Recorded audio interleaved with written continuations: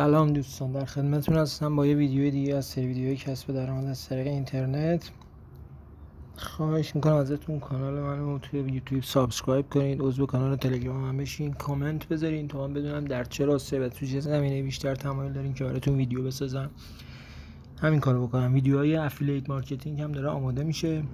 من بدون هیچ مقدمه، بدون هیچ توضیح اولیه‌ای مراحل انجام میدم، شما همین کار انجام بدید. روی لینکی که توی کانال تلگراممون گذاشتم یا تو دیسکریپشن این ویدیو کلیک میکنید و وارد این سایت میشید. وقتی که وارد این سایت شدین، اینجا روی جنریت این قسمت، اینجا عدد 15 رو تغییرش میدیم به 12 و میایم پایینتر اینجا روی انگلیش که اینجا نوشته روی این یه کلیک میکنیم.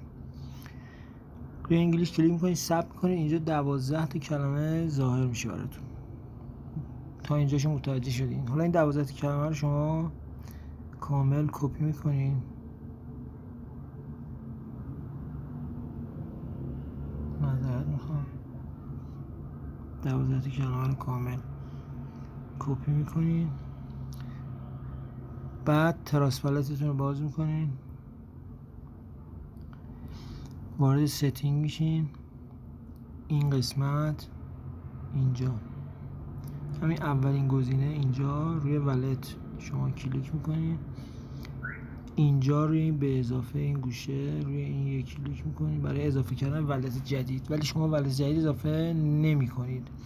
به جای زدن create a new wallet شما اینجا روی I already have a wallet، یعنی من یه ولت دارم، روی این قسمت کلیک میکنید. ولتتون میپرسه از چه نوعی هست، شما از نوع مالتی کوین ولت همین اولی رو انتخاب میکنید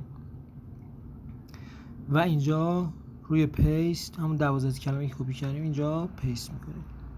اسم ولت هم که 21 از حالا یادتون بمونه و در آخر ایمپورت رو میزنید.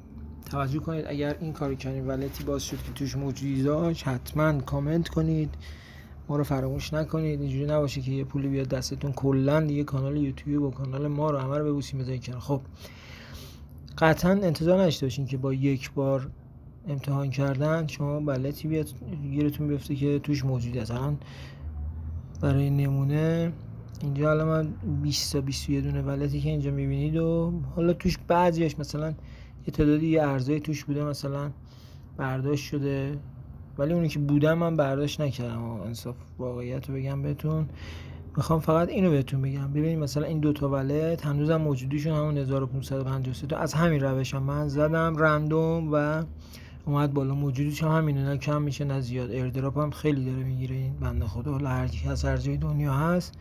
یا این ولت 13 هم به همین صورت، ایشون هم موجودیش همینه.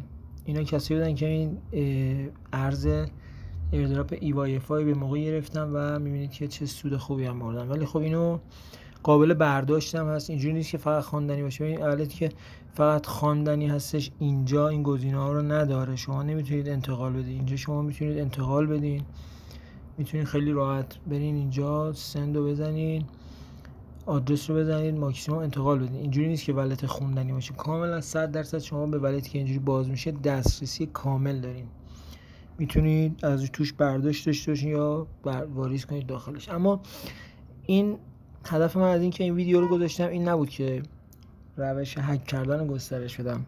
توی بلاکچین هم بلد بلاکچین هم به همین صورت هست. شما کافیه فقط وارد سایت blockchain.com بشید، بزنید که من پسوردم گم کردم یا میخوام با 12 کلمه بازیابی کنم ولتمو، از همون سایتی که گفتم لینکش گذاشتم 12 کلمه رو بگیرین و برین اونجا پیست کنید و ولت بیاد بالا.